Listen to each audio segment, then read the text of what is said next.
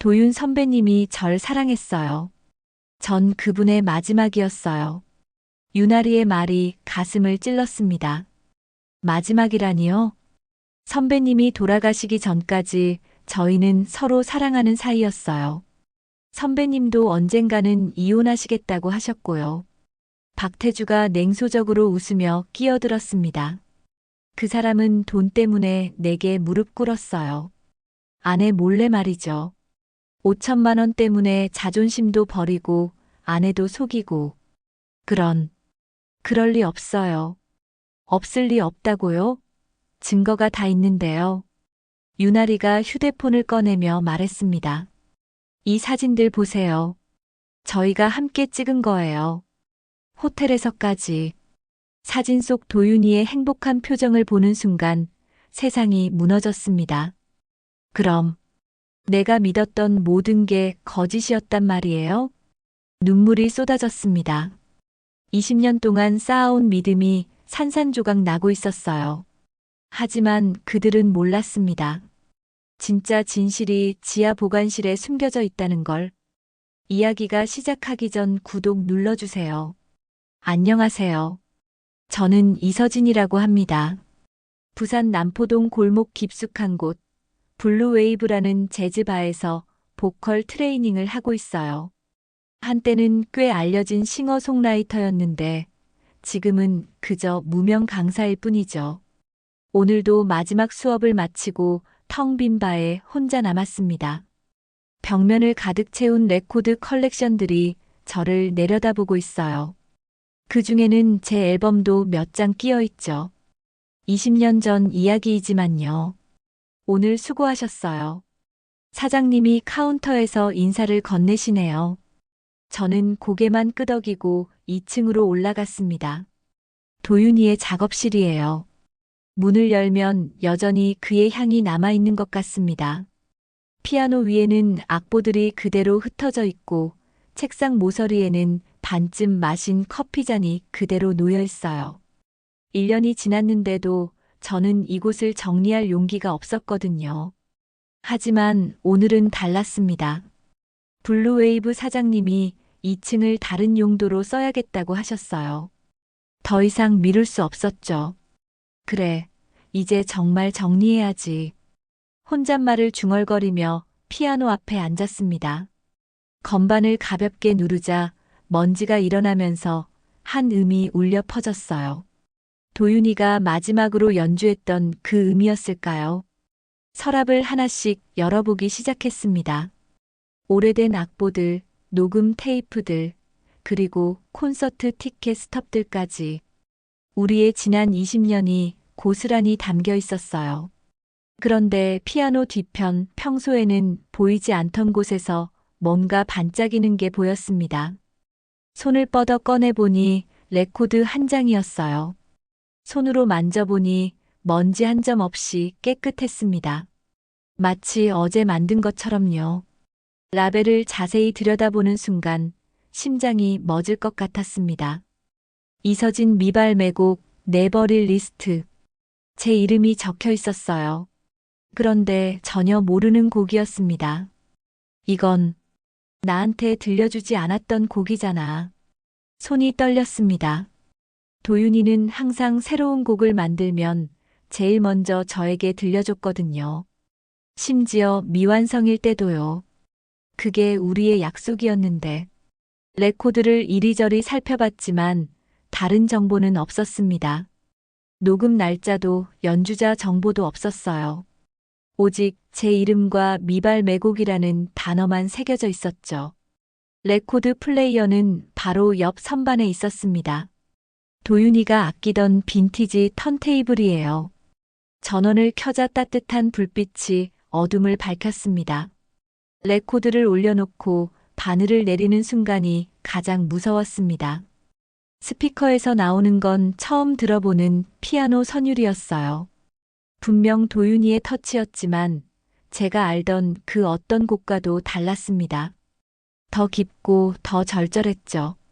그리고 잠시 후 서진아. 제 목소리가 흘러나왔습니다. 아니, 정확히는 제 목소리 같으면서도 다른 목소리였어요. 더 어리고 더 맑았습니다. 마치 20년 전에 제가 부르는 것 같았거든요. 가사도 처음 듣는 내용이었어요. 언젠가는 혼자 남겨질 거라는 걸 알고 있었어. 그래도 사랑했던 그 시간들이 나를 지켜줄 거야. 눈물이 쏟아졌습니다. 이 노래는 언제 녹음된 걸까요? 어떻게 제가 모르는 사이에 이런 곡이 만들어진 걸까요? 그리고 왜 도윤이는 이 곡을 저에게 들려주지 않았던 걸까요? 곡이 끝나고 정적이 흘렀습니다. 턴테이블의 바늘만 공허하게 돌고 있었어요. 그때 레코드 뒷면에 작은 글씨로 뭔가 적혀 있는 걸 발견했습니다. 서진이에게 마이너스 준비가 되면 듣게 될 거야. 사랑해. 도윤이의 필체였습니다. 준비가 되면 듣게 될 거라니. 무슨 의미일까요? 창밖으로 부산항의 야경이 반짝이고 있었습니다.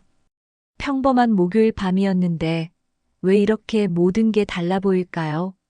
레코드를 다시 들여다보며 생각했습니다. 혹시 이것 말고도 제가 모르는 다른 곡들이 더 있는 건 아닐까요? 도윤이가 숨겨둔 다른 메시지들이 있는 건 아닐까요? 그리고 무엇보다 이 목소리는 정말 제 목소리가 맞는 걸까요? 밤이 깊어갔지만 잠이 오지 않았습니다.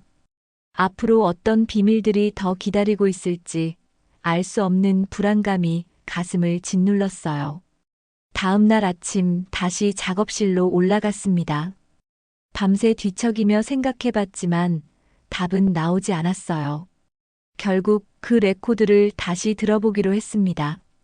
턴테이블에 레코드를 올리고 전원을 켰습니다.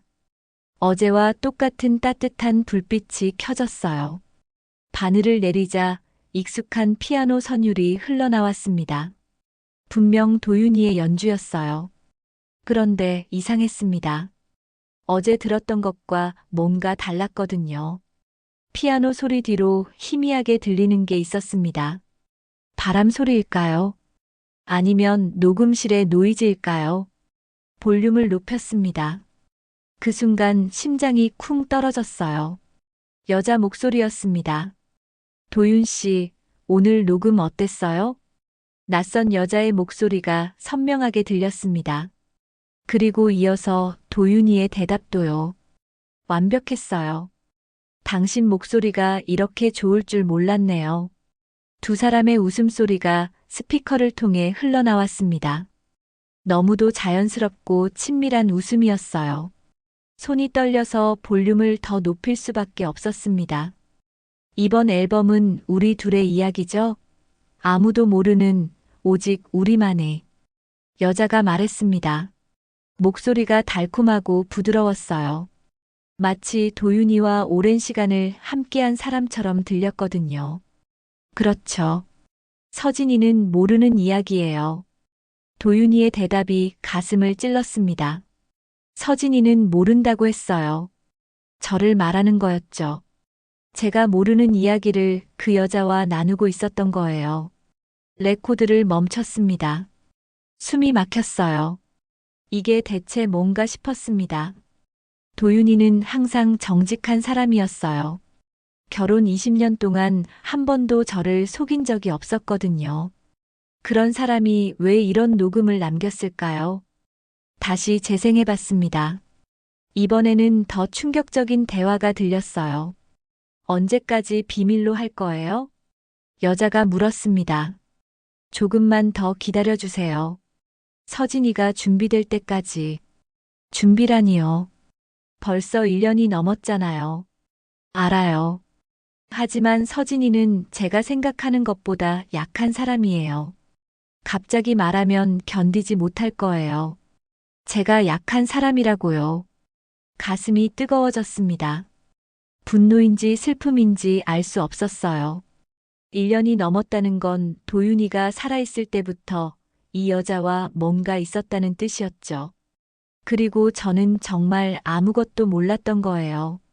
레코드를 뒤집어 봤습니다. 비면도 있었거든요. 비면에는 더 긴 대화가 녹음되어 있었습니다. 도윤 씨, 정말 사랑해요. 여자의 고백이었습니다. 저도요. 당신을 만나지 못했다면 이런 음악도 만들 수 없었을 거예요. 도윤이의 답변을 듣는 순간 무너졌습니다. 사랑한다고 했어요. 서로 사랑한다고 했어요. 그럼 저는 뭐였을까요? 20년 동안 함께 살았던 저는 대체 뭐였을까요? 턴테이블을 껐습니다. 더 이상 들을 수 없었어요. 레코드를 들고 아래층으로 내려갔습니다. 사장님이 카운터에서 장부를 정리하고 계셨어요. 사장님, 왜요, 서진 씨? 얼굴이 안 좋아 보이는데. 혹시 이 레코드 보신 적 있으세요? 사장님이 레코드를 받아들고 자세히 살펴보셨습니다. 이거 도윤이가 만든 거 아니에요? 라벨 보니까 당신 이름이 적혀 있네요. 네. 그런데 이상한 게 녹음되어 있어요. 제가 모르는 여자분과 도윤이가 대화하는 소리가요. 사장님의 표정이 굳어졌습니다. 혹시 뭔가 아시는 게 있으세요? 사장님이 한참 망설이다가 입을 열었습니다. 도윤이가 작년에 누군가와 자주 여기서 녹음 작업을 했어요. 항상 2층 문을 잠그고 했죠. 그 사람이 여자였나요? 네. 젊고 예쁜 분이었어요. 가끔 도윤이랑 같이 커피도 마시고 그랬죠. 머릿속이 하얘졌습니다. 이름이 뭔지 아세요? 미안해요. 도윤이가 소개해준 적이 없어서요. 그냥 녹음 파트너 정도로만 생각했거든요. 얼마나 자주 왔었나요? 한 달에 서너 번은 됐을 거예요. 주로 당신이 수업하지 않는 평일 오후에 왔어요. 평일 오후라면 제가 다른 학원에서 수업할 때였습니다. 도윤이는 그 시간을 노린 거였어요. 마지막에 온 게 언제였죠? 도윤이가 돌아가시기 일주일 전쯤이었을 거예요. 그때 둘이 뭔가 심각하게 이야기하는 것 같았어요. 일주일 전이라니. 도윤이는 죽기 직전까지도 그 여자를 만나고 있었던 거예요. 혹시 그분 연락처나 주소 같은 거 아세요? 아니요. 정말 미안해요, 서진 씨. 사장님이 미안해하실 일은 아니었어요. 잘못한 건 도윤이었죠. 다시 2층으로 올라가서 작업실을 자세히 살펴봤습니다. 혹시 그 여자에 대한 다른 단서가 있을지도 모르거든요. 피아노 옆 서랍을 뒤져봤습니다. 그런데 제가 어제 정리했던 것과 다른 점이 있었어요. 서랍 맨 아래쪽에 작은 봉투가 하나 있었습니다. 어제는 없었던 거예요. 봉투를 열어보니 사진 몇 장이 들어 있었습니다. 도윤이와 여자가 함께 찍은 사진들이었어요. 카페에서, 공원에서, 그리고 이 작업실에서까지. 마지막 사진은 둘이 포옹하고 있는 모습이었습니다. 도윤이의 얼굴에는 제가 본 적 없는 행복한 표정이 떠 있었어요. 사진 뒷면에 날짜가 적혀 있었습니다. 작년 가을이었어요. 도윤이가 심장이 안 좋다고 하면서 병원에 자주 다닐 때였죠. 그때 저는 남편이 아파서 걱정했는데 정작 도윤이는 다른 여자와 행복한 시간을 보내고 있었던 거예요. 마지막 사진 뒷면에는 글씨도 적혀 있었습니다. 유나야, 고마워. 너 때문에 다시 음악이 즐거워졌어. 유나라는 이름이었어요. 그리고 도윤이의 필체로 적힌 메시지였습니다. 이제 그 여자의 이름을 알았습니다. 유나. 하지만 유나가 누구인지, 어디에 사는지는 여전히 모르겠어요. 창밖을 바라봤습니다. 부산의 오후 햇살이 작업실을 비추고 있었어요.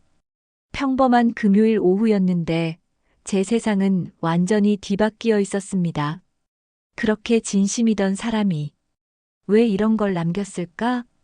혼잣말이 허공에 흩어졌습니다. 도윤이는 정말 저를 사랑했을까요? 아니면 처음부터 거짓이었을까요? 이제 진실을 알아야겠어요.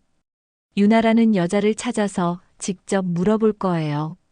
도윤이와 어떤 관계였는지, 왜 이런 녹음을 남겼는지, 그리고 제가 몰라야 할 이유가 정말 있었는지. 레코드와 사진들을 가방에 넣었습니다. 이건 단순한 일이 아니에요. 뭔가 더 큰 비밀이 숨어 있는 것 같았거든요.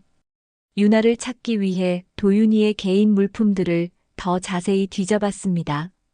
작업실 구석에 놓인 노트북이 눈에 띄었어요. 도윤이가 작곡할 때 자주 사용하던 거였죠. 전원을 켜자 비밀번호를 요구하는 화면이 나왔습니다. 도윤이는 보안에 신경을 많이 썼거든요. 하지만 저는 그의 습관을 잘 알고 있었어요. 첫 번째 시도 우리 결혼 기념일. 틀렸습니다. 두 번째 시도 도윤이 생일. 역시 틀렸어요. 세 번째로 입력한 건 도윤이가 가장 좋아했던 곡 제목이었습니다. BLUEWAV 2987. 화면이 열렸어요. 바탕화면에는 여러 폴더들이 정리되어 있었습니다. 작업 중, 완성곡, 아이디어 같은 익숙한 이름들이 보였어요. 그런데 맨 아래쪽에 개인 작업이라는 폴더가 하나 더 있었습니다. 처음 보는 폴더였어요. 클릭해보니 하위 폴더가 여러 개 있었습니다. 그 중에 YA 프로젝트라는 폴더가 눈에 띄었어요. YA는 유나의 이니셜일까요? 폴더를 열자 수십 개의 음성 파일과 문서들이 나왔습니다. 첫 번째 음성 파일을 재생해봤어요. 안녕하세요, 유나예요. 오늘 첫 녹음인데 너무 떨리네요. 레코드에서 들었던 그 목소리였습니다. 유나라는 이름도 확실해졌어요. 계속 파일들을 확인해봤습니다. 대부분 도윤이와 유나가 함께 작업하는 과정이 담겨 있었어요. 이 부분 멜로디를 조금 더 높게 해볼까요? 좋은 생각이에요. 유나 씨 음역대에 더 맞을 것 같네요. 둘의 작업 과정은 너무도 자연스러웠습니다. 마치 오래전부터 함께 해온 파트너처럼 말이에요. 그런데 폴더 안에서 이상한 문서를 발견했습니다. 계약서 박태주 비밀 유지. PDF. 파일을 열어보니 정식 계약서였어요. 서명란에는 도윤이와 박태주라는 사람의 이름이 적혀 있었습니다. 박태주. 어디서 들어본 이름이었어요. 계약서 내용을 읽어보니 충격적이었습니다. 갑박태주은 을한도윤에게 신곡 제작비 5천만 원을 지급하며 을은 해당 프로젝트를 비밀리에 진행할 것을 약속한다. 5천만 원이라니. 도윤이가 그런 큰 프로젝트를 진행하고 있었다는 걸 저는 전혀 몰랐어요. 계속 읽어보니 더 이상한 조항들이 있었습니다. 본 프로젝트는 을의 가족에게 공개되어서는 안 되며 작업 과정에서 발생하는 모든 기록은 갑의 소유가 된다. 제가 모르게 진행되어야 하는 프로젝트였던 거예요. 그리고 모든 기록이 박태주라는 사람 것이 된다고 했습니다. 계약서 날짜를 확인해 보니 도윤이가 돌아가시기 3개월 전이었어요. 다른 문서도 열어봤습니다. 메일 한박태주. TXT. 메일 내용들이 텍스트로 정리되어 있었어요. 첫 번째 메일.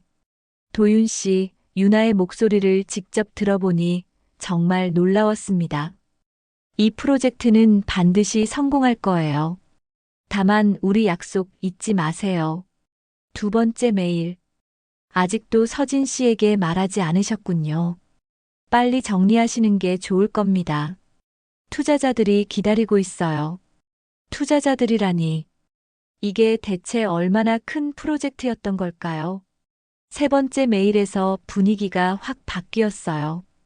도윤 씨, 갑자기 마음을 바꾸시면 곤란합니다.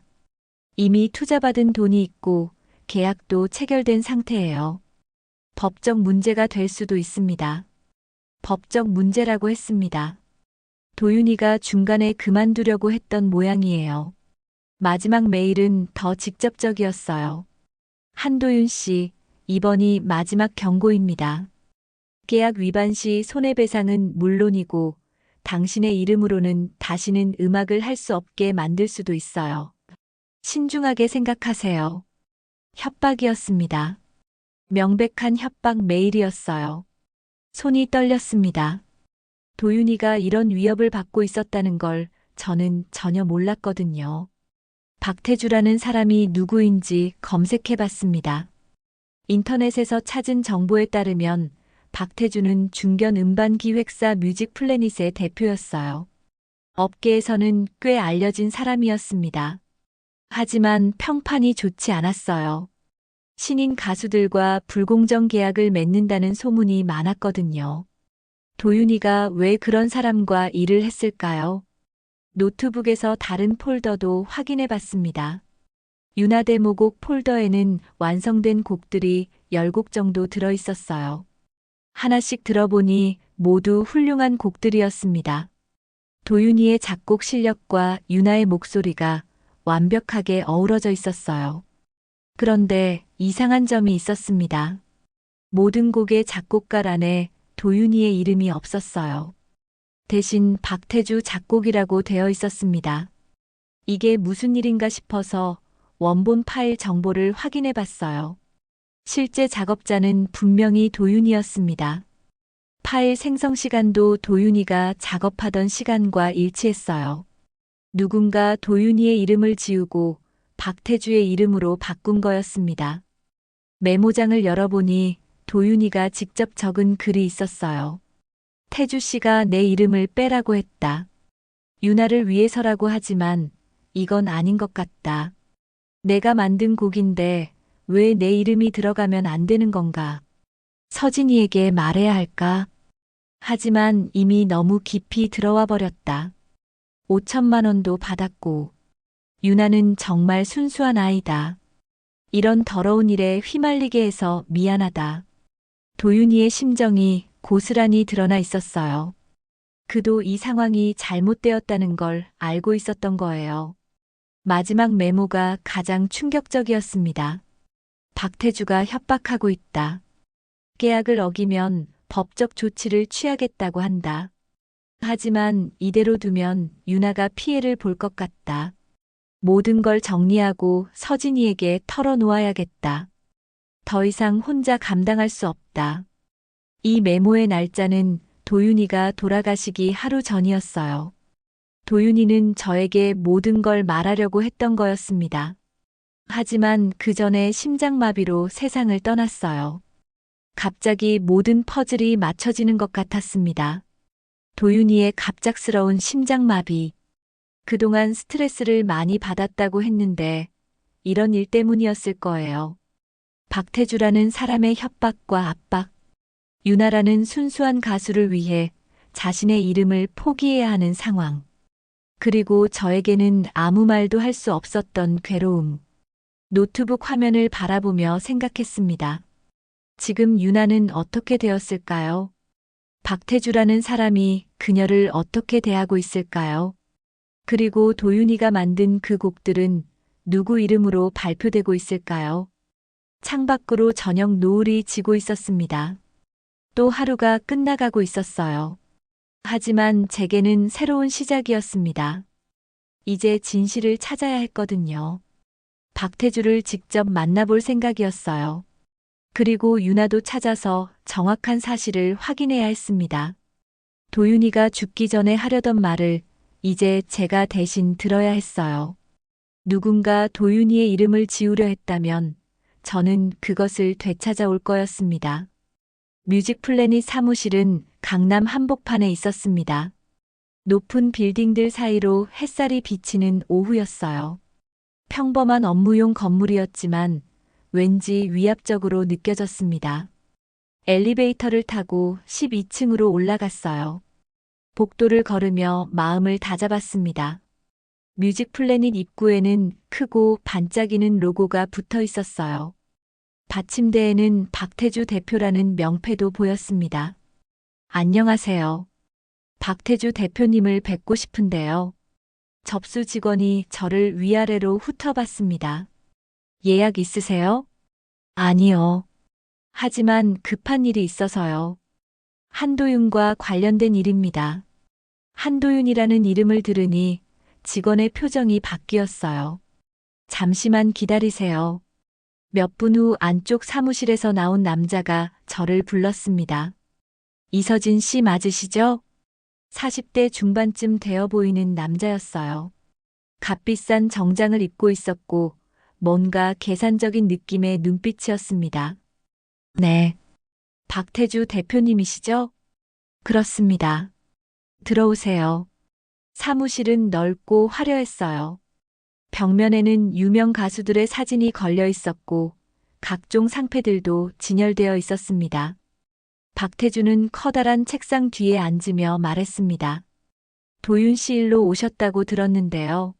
네. 남편이 대표님과 함께 작업했던 프로젝트에 대해 알고 싶어서요. 박태주의 입꼬리가 살짝 올라갔습니다. 아, 그 일 말씀이시군요. 아직도 모르고 계셨나 보네요. 무슨 말씀이세요? 도윤 씨가 아무 말도 안 했군요. 역시 박태주가 서랍에서 서류 몇 장을 꺼냈습니다. 이게 저희가 맺은 계약서예요.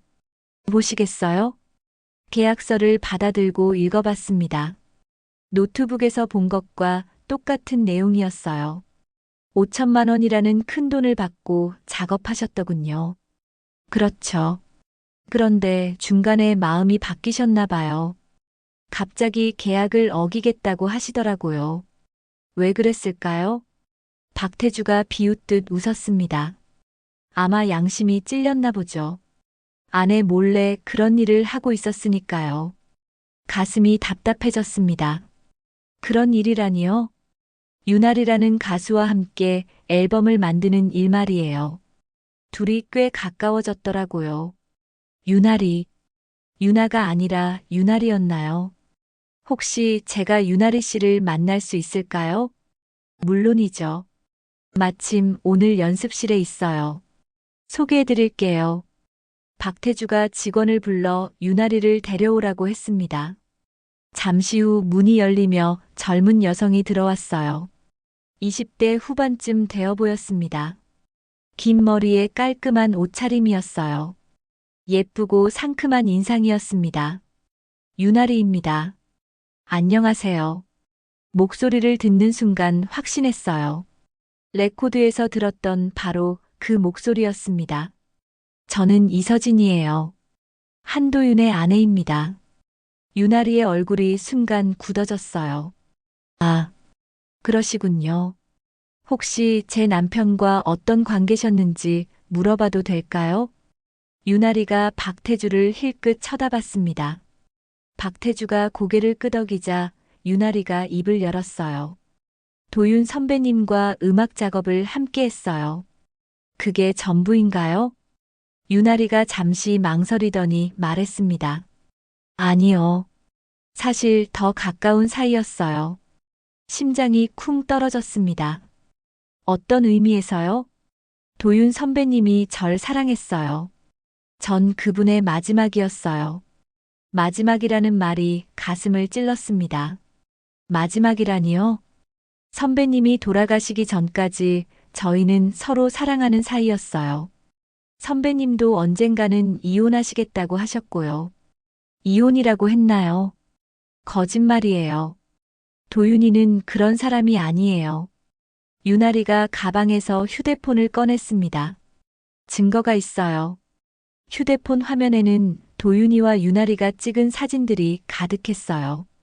제가 본 적 없는 사진들이었습니다.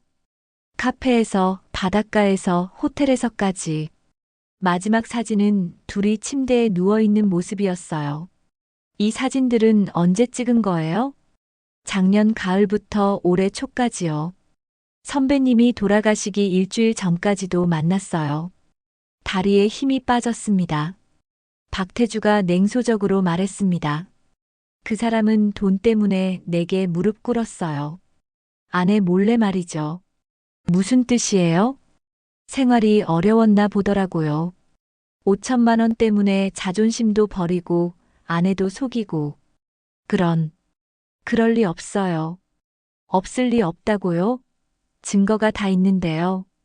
박태주가 서랍에서 또 다른 서류를 꺼냈습니다. 이거 보세요. 도윤 씨가 직접 쓴 각서예요. 각서에는 도윤이의 필체로 이런 내용이 적혀 있었어요. 본인은 윤아리와의 관계를 인정하며 프로젝트 완료 시까지 이를 비밀로 유지할 것을 약속합니다. 하단에는 도윤이의 서명도 있었어요. 이것도 거짓이에요. 누가 강요한 거 아니에요? 유나리가 조용히 말했습니다. 아무도 강요하지 않았어요. 선배님이 자발적으로 하신 일이에요. 왜 그런 각서를 썼다고 생각해요? 저와의 관계 때문에 부인께 피해가 가는 걸 원하지 않으셨거든요. 착한 분이셨어요. 착한 분이라고 했습니다. 저를 속이면서도 착한 분이었다는 거예요.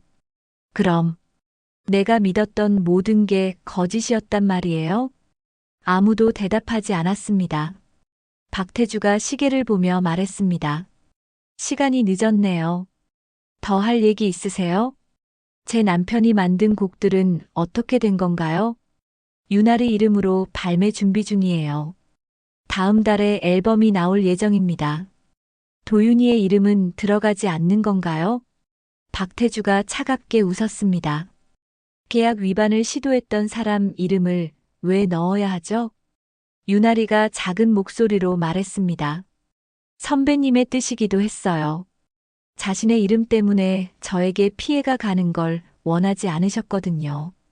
모든 게 무너지는 것 같았습니다. 20년 동안 믿어왔던 남편의 모습이 산산조각 나고 있었어요. 사랑이라고 생각했던 것들이 모두 거짓이었고, 신뢰라고 여겼던 것들이 모두 배신이었습니다. 눈물이 쏟아졌습니다. 죄송해요. 먼저 가보겠어요. 서둘러 사무실을 나왔습니다. 엘리베이터 안에서 거울에 비친 제 모습을 봤어요. 초라하고 비참한 48세 여자였습니다. 1층에 내려와 빌딩 밖으로 나왔습니다. 강남의 화려한 거리가 저를 조롱하는 것 같았어요. 길가 벤치에 앉아 울었습니다. 지나가는 사람들이 쳐다봤지만 상관없었어요. 도윤이가 다른 여자를 사랑했다는 것보다 더 아픈 건 저를 그렇게 철저히 속였다는 사실이었습니다. 돈 때문에 무릎을 꿇었다는 박태주의 말도 가슴을 찔렀어요. 정말 우리 생활이 그렇게 어려웠나요? 제가 그걸 몰랐던 건가요? 한참을 울고 나서 고개를 들었습니다. 거리에는 여전히 많은 사람들이 바쁘게 오가고 있었어요.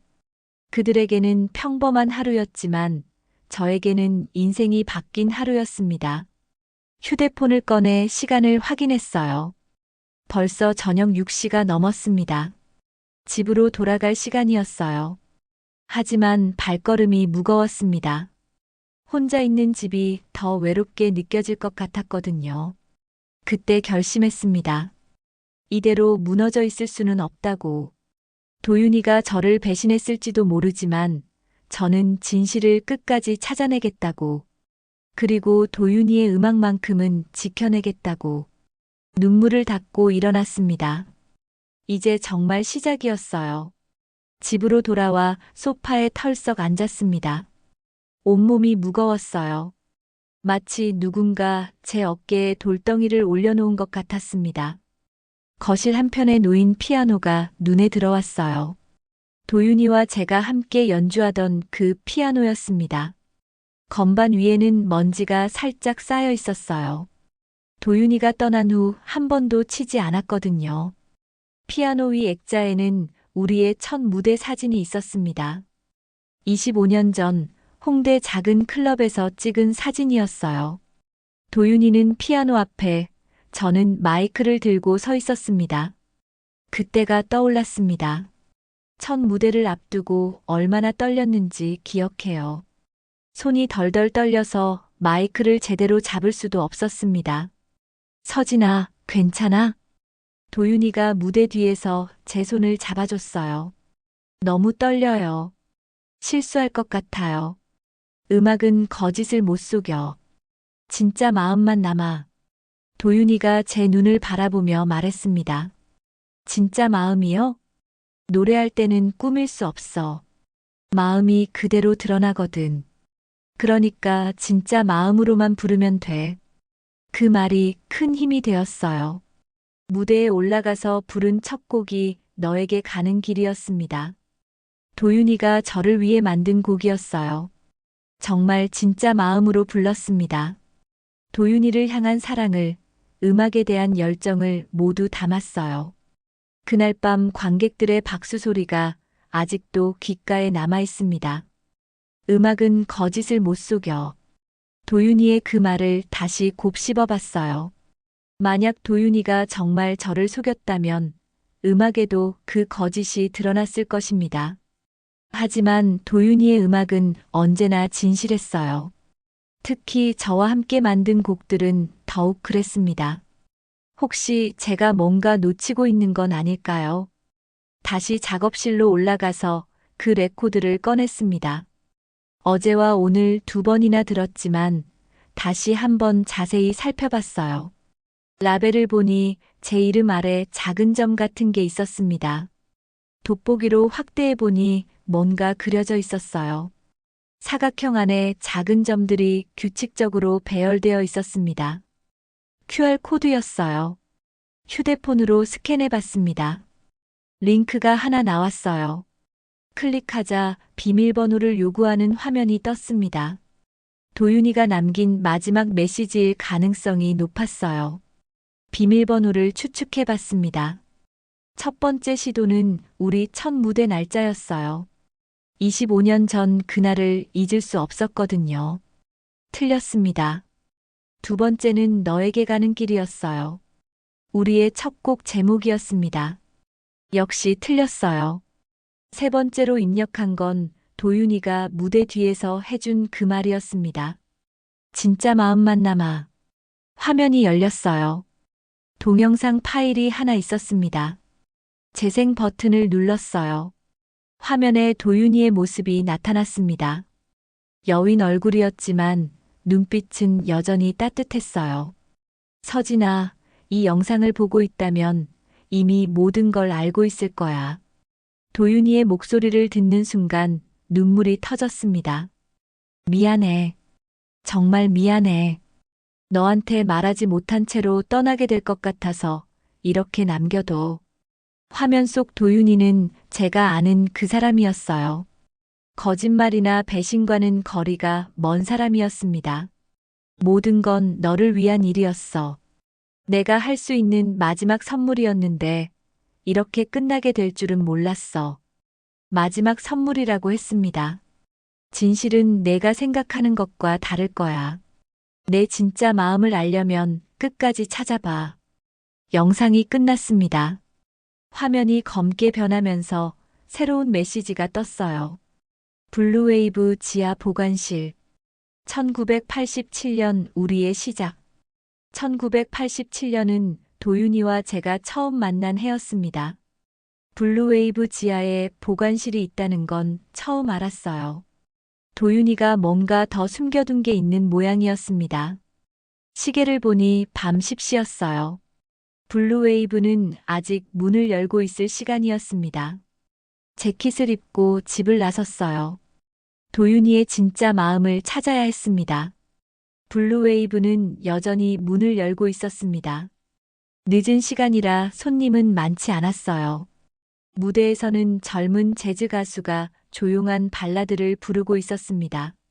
사장님이 카운터에서 저를 반겼어요. 서진 씨, 이 시간에 웬일이에요? 사장님, 혹시 지하에 보관실이 있나요? 보관실이요? 아, 지하 창고 말씀하시는 건가요? 네. 들어가 볼 수 있을까요? 사장님이 의아한 표정을 지으셨어요. 거기는 오래된 장비들만 있는데요. 왜 갑자기? 도윤이가 뭔가 남겨둔 게 있을 것 같아서요. 사장님이 열쇠 꾸러미를 가져왔습니다. 그럼 같이 가보죠. 카운터 뒤편에 있는 좁은 계단을 내려갔어요. 지하는 생각보다 넓었습니다. 오래된 스피커, 앰프, 마이크 스탠드들이 가득했어요. 먼지 냄새가 코를 찔렀습니다. 구석 한편에 철제 캐비닛이 놓여 있었어요. 저게 뭔가요? 도윤이가 개인적으로 쓰던 보관함이에요. 열쇠는 본인이 가지고 있었죠. 캐비닛 앞에 다가가 보니 번호키가 달려 있었습니다. 1987을 입력해 봤어요. 찰칵 소리와 함께 열렸습니다. 안에는 여러 상자들이 정리되어 있었어요. 상자마다 연도별로 라벨이 붙어 있었습니다. 가장 최근 상자를 꺼내 열어봤습니다. USB 메모리 하나와 두꺼운 노트 한 권이 들어 있었어요. 노트를 펼쳐보니 도윤이의 손글씨로 빼곡히 적혀 있었습니다. 첫 페이지에 이런 제목이 적혀 있었어요. 서진을 위한 프로젝트. 심장이 빨라졌습니다. 내용을 읽어봤어요. 서진이가 업계에서 사라진 지 벌써 15년이 지났다. 그때 일로 블랙리스트에 올라 더 이상 가수 활동을 할 수 없게 되었지만 나는 포기할 수 없다. 15년 전 일이 떠올랐습니다. 제가 어떤 기획사와 문제가 생겨서 업계에서 매장당했던 일이었어요. 불공정 계약을 거부했다가 소송까지 벌어졌었죠. 서진이는 여전히 훌륭한 가수다. 세상이 다시 그녀의 목소리를 들어야 한다. 하지만 직접적인 방법으로는 불가능하다. 다른 방법을 찾아야 한다. 노트를 계속 읽어봤습니다. 윤아리라는 신인 가수를 만났다. 목소리가 서진이와 비슷하다. 이 아이를 통해 서진이의 곡들을 세상에 알리는 건 어떨까? 윤아리를 이용한 게 아니었어요. 저를 위한 계획이었던 거예요. 박태주는 내 과거를 들춰내며 협박하고 있다. 서진이의 블랙리스트 사실을 폭로하겠다고 한다. 하지만 이미 너무 깊이 들어왔다. 서진이를 위해 끝까지 가야 한다. 박태주의 협박 내용이 구체적으로 적혀 있었어요. USB를 사장님 노트북에 연결했습니다. 파일이 여러 개 있었는데 그중 서진에게 mp3라는 파일을 재생해 봤어요. 도윤이의 목소리가 흘러나왔습니다. 서진아, 이 녹음을 듣고 있다면 내 계획이 들켰다는 뜻이겠지. 목소리가 떨리고 있었어요. 박태주가 너의 과거를 이용해서 나를 협박하고 있어. 내가 15년 전에 블랙리스트에 올랐다는 걸 폭로하겠다고 해. 하지만 나는 포기할 수 없어. 너는 세상에서 가장 아름다운 목소리를 가진 사람이야. 그 목소리가 묻혀서는 안 돼. 녹음이 계속되었습니다. 윤아리는 순수한 아이야. 내가 그 아이에게 거짓말을 했어. 우리가 사랑하는 사이라고 말했지. 박태주를 속이기 위해서. 거짓말이었다는 거예요. 사실 윤아리에게는 내 이야기를 많이 해줬어. 너의 노래들도 들려줬고. 그 아이가 너를 닮아가더라. 이 프로젝트의 진짜 목적은 너의 복귀 앨범을 만드는 거야. 윤아리 이름으로 발매된 후 나중에 내가 실제 작사 작곡자라는 걸 공개할 생각이었어. 제가 실제 작사 작곡자라고 했습니다. 모든 곡의 가사는 내가 쓴 거야. 15년 전에 완성했지만 발표하지 못했던 그 곡들을 윤아리가 불러준 거야. USB에서 다른 파일을 열어봤어요. 원곡이 서진 보이스 메모. mp3. 재생해보니 제 목소리였습니다. 15년 전에 녹음했던 보이스 메모였어요. 도윤아, 이 가사 어째? 언젠가는 혼자 남겨질 거라는 걸 알고 있었어. 그래도 사랑했던 그 시간들이 나를 지켜줄 거야. 그 레코드에서 들었던 가사였습니다. 제가 쓴 가사였어요. 도윤이의 녹음이 다시 시작됐습니다. 서진아, 이 곡은 너를 위한 노래야. 내 목소리를 숨길 수밖에 없었지만 내 이름이 세상에 다시 울려 퍼지길 바랐다. 눈물이 쏟아졌습니다. 박태주는 내가 죽으면 모든 계획을 자기 것으로 만들 거야. 윤아리도 자기 소유물로 취급할 거고. 그래서 증거들을 여기 숨겨둬. 언젠가 내가 찾아서 진실을 밝혀주길 바라. 미안해, 서진아. 너 몰래 이런 일을 벌인 게. 하지만 이것 말고는 방법이 없었어. 마지막 메시지였습니다. 사랑해. 내가 사라져도 너의 음악은 계속되어야 해. 그게 내 마지막 소원이야. 녹음이 끝났습니다. 사장님이 옆에서 조용히 말씀하셨어요. 도윤이가 정말 당신을 사랑했구나. 고개를 끄덕였습니다. 이제 모든 게 이해되었어요. 도윤이는 저를 배신한 게 아니었습니다. 오히려 저를 위해 목숨을 걸고 싸우고 있었던 거예요. 박태주의 협박에도 굴복하지 않고 유나리에게 거짓말까지 하면서 제 복귀를 위해 노력했던 거였습니다. USB에서 마지막 파일을 열어봤어요. 계약서 진본, PDF, 박태주와 맺은 진짜 계약서였습니다. 오늘 본 것과는 내용이 달랐어요.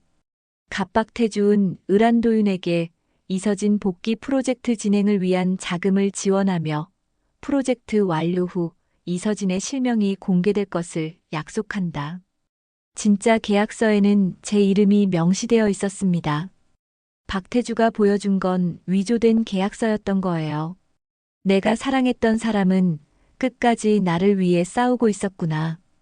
혼잣말이 지하실에 울려 퍼졌습니다. 이제 박태주와 정면 승부를 벌여야 할 때였어요. 도윤이가 남긴 증거들로 진실을 밝혀야 했습니다. 그리고 유나리에게도 진짜 이야기를 들려줘야 했어요. 모든 것이 거짓이었다는 걸 알려줘야 했습니다. 밤이 깊어가고 있었지만 마음은 오히려 밝아졌어요. 도윤이의 진짜 마음을 찾았으니까요. 다음 날 아침 박태주에게 전화를 걸었습니다. 대표님, 다시 한번 뵙고 싶은데요. 또 무슨 일이세요? 어제 못다한 이야기가 있어서요. 중요한 걸 가져왔거든요. 박태주가 잠시 망설이더니 대답했습니다. 오후 2시에 오세요. 뮤직플래닛 사무실에 도착했을 때 박태주와 유나리가 함께 있었어요. 무슨 중요한 걸 가져오셨다고 하셨죠? 가방에서 USB와 노트를 꺼냈습니다. 이걸 보시죠. 노트북에 USB를 연결하고 파일을 재생했어요. 도윤이의 목소리가 흘러나오자 박태주의 얼굴이 굳어졌습니다. 이건 어디서 구한 거예요? 도윤이가 남긴 거예요. 모든 진실이 담겨 있죠. 유나리가 놀란 표정으로 물었습니다. 이게 무슨 뜻이에요? 유나리 씨, 도윤이가 당신에게 거짓말을 했어요. 저와 사랑하는 사이라고 한 것도, 이혼하려 한다고 한 것도 모두 거짓이었어요. 유나리의 얼굴이 창백해졌습니다. 그럼 저는 뭐였나요? 도윤이가 저를 위해 만든 계획의 일부였어요. 당신은 순수하게 이용당한 거예요. 진짜 계약서를 보여줬습니다. 이게 원래 계약서예요. 제 이름이 명시되어 있죠. 박태주가 서류를 뺏어들고 확인했습니다. 이건 어떻게 대표님이 위조한 계약서로 도윤이를 속이셨죠. 그리고 제 과거를 이용해서 협박도 하시고요. 박태주가 화를 내며 말했습니다. 증거가 뭐가 있다고 그런 소리를. 증거는 충분해요. 노트를 펼쳐 보여줬습니다. 도윤이가 모든 걸 기록해뒀거든요. 대표님의 협박 내용까지요. 유나리가 떨리는 목소리로 말했습니다. 그럼 제가 부른 그 곡들은 원래 제가 15년 전에 쓴 가사들이에요. 도윤이가 그때 곡을 만들어뒀는데 제가 블랙리스트에 올라서 발표하지 못했던 거예요. 유나리가 주저앉았습니다.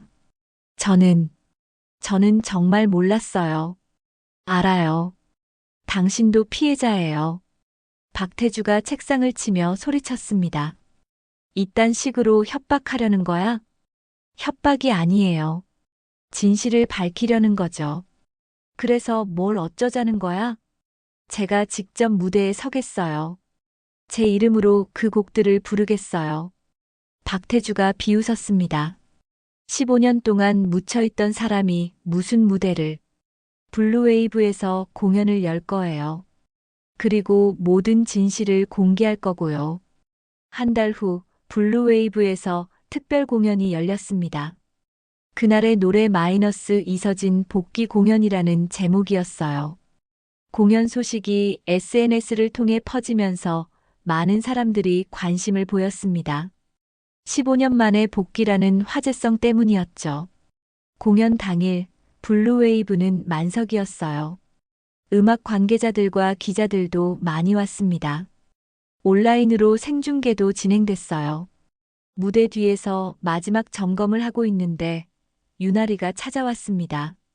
선배님, 정말 죄송해요. 유나리는 진실을 안 후 박태주와 계약을 해지했어요. 그리고 다른 기획사와 정식 계약을 맺었습니다. 당신 잘못이 아니에요. 오늘 잘 봐주세요. 무대에 올라섰습니다.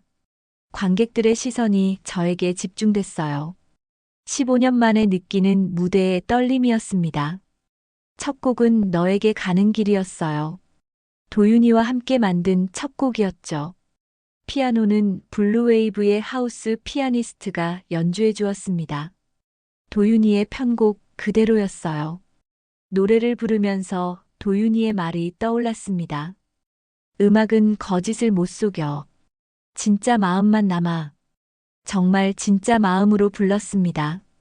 도윤이에 대한 사랑을, 음악에 대한 열정을, 그리고 다시 시작하겠다는 의지를 모두 담았어요. 관객들이 조용히 들어주었습니다. 두 번째 곡부터는 새로 완성한 곡들이었어요. 도윤이가 남긴 미완성 곡들을 제가 마저 완성한 거였습니다. 이 곡은 언젠가는이라는 제목입니다. 제가 15년 전에 쓴 가사에 남편이 곡을 붙인 거예요. 곡이 시작되자 관객들이 더욱 집중했습니다. 언젠가는 혼자 남겨질 거라는 걸 알고 있었어. 노래를 부르면서 눈물이 났어요. 하지만 목소리는 흔들리지 않았습니다. 마지막 곡은 그날의 노래였어요. 도윤이가 저를 위해 완성해둔 곡이었습니다. 곡이 끝나고 관객들이 박수를 쳤어요. 저는 마이크를 들고 말했습니다. 오늘 들려드린 곡들은 모두 제 남편 한도윤과 함께 만든 음악입니다. 남편은 제가 다시 무대에 설 수 있도록 마지막까지 노력해 주었어요. 무대 옆에서 노트북을 가져왔습니다. 남편이 제게 남긴 마지막 메시지를 들려드리겠습니다. 도윤이의 목소리가 스피커를 통해 흘러나왔어요. 서진아, 내 목소리 덕분에 난 살아있었어. 관객석에서 흐느끼는 소리가 들렸습니다. 음악은 사랑입니다. 그리고 사랑은 영원합니다.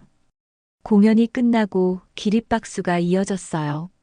관객들 중에는 눈물을 흘리는 사람들이 많았습니다.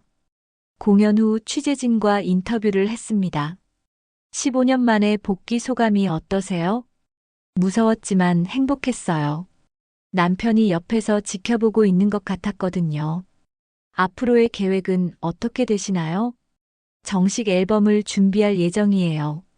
남편의 유작들을 완성해서 세상에 내놓고 싶어요. 다음 날 아침 여러 언론에서 공연 소식을 다뤘습니다. 남편의 유작을 완성한 아내의 감동 무대. 15년 만에 돌아온 이서진, 눈물의 복귀. 사랑은 영원하다. 한도윤 이서진 부부의 마지막 선물. 기사들을 읽으면서 뿌듯했어요. 도윤이의 마지막 소원이 이루어진 것 같았거든요. 박태주는 공연 후 연락이 없었습니다. 아마 법적 문제를 정리하느라 바쁠 거예요. 유나리는 새 기획사에서 정식 데뷔 준비를 하고 있었어요. 실력 있는 가수로 인정받고 있었습니다. 저는 블루웨이브에서 정기 공연을 시작했어요. 매주 금요일 저녁, 그날의 노래라는 제목으로 공연을 열고 있습니다. 도윤이의 피아노와 제 목소리가 다시 만나는 시간이에요. 첫 공연에서 찾은 그 확신이 계속되고 있었습니다. 음악은 정말 거짓을 속이지 못해요. 진짜 마음만 남죠. 그리고 진짜 사랑은 죽음으로도 끝나지 않는다는 걸 깨달았어요. 도윤이는 여전히 제 옆에서 피아노를 치고 있었거든요. 6개월이 지났습니다. 블루웨이브는 이제 제 공간이 되었어요. 사장님이 2층 작업실을 저에게 맡겨주셨거든요. 매일 오후 3시부터 저녁 8시까지 보컬 레슨을 하고 있습니다. 예전보다 학생들이 많이 늘었어요. 복귀 공연 이후 제게 관심을 갖는 사람들이 생겼거든요. 선생님, 오늘은 어떤 곡을 배울까요? 20살 된 여학생이 밝게 물었습니다.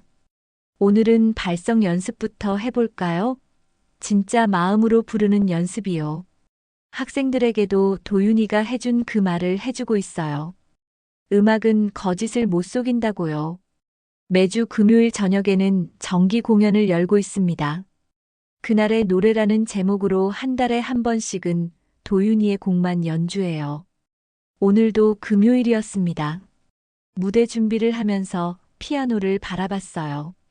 도윤이가 마지막으로 연주했던 그 피아노였습니다. 건반을 가볍게 눌러봤어요. 여전히 좋은 소리가 났습니다. 저녁 7시 공연이 시작됐어요. 오늘 관객은 30명 정도였습니다. 블루웨이브의 아늑한 공간에는 충분한 인원이었어요. 첫 곡은 너에게 가는 길이었습니다. 이제는 떨리지 않아요. 오히려 편안했습니다. 도윤이와 함께 무대에 서 있는 것 같았거든요. 이 곡은 25년 전 제가 남편과 함께 만든 첫 번째 곡이에요. 관객들이 조용히 들어주었습니다. 노래를 부르면서 생각했어요. 이제 정말 행복하다고요. 도윤이를 잃은 슬픔은 여전히 있지만 그 슬픔마저도 음악이 되었습니다. 두 번째 곡은 도윤이의 새로운 유작이었어요.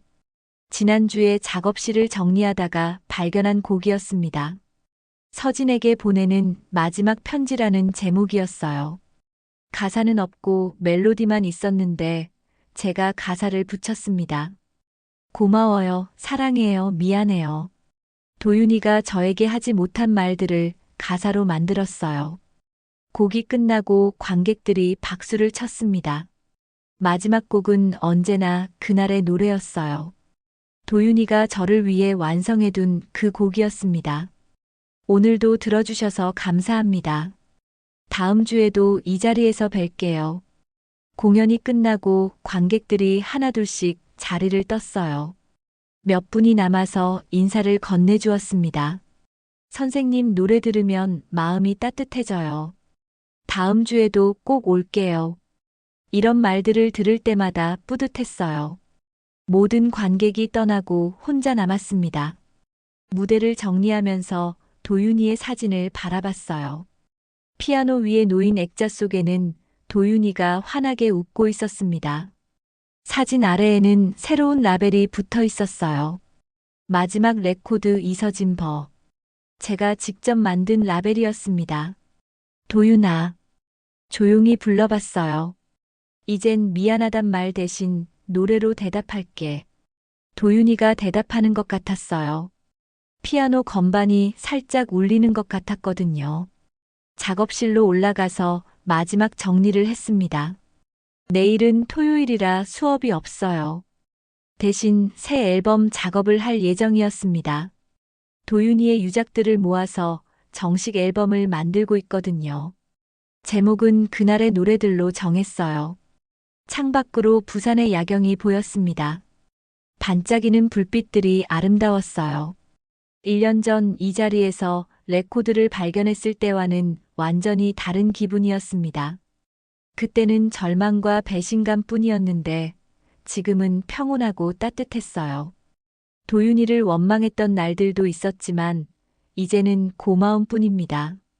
끝까지 저를 사랑해줬고 다시 무대에 설 수 있게 해줬으니까요.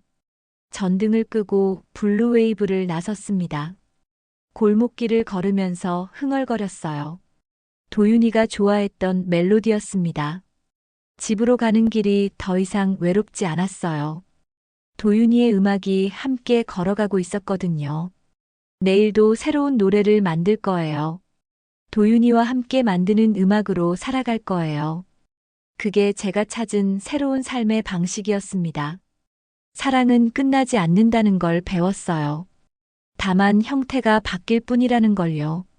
이제 도윤이의 사랑은 음악이 되어 제 곁에 있습니다.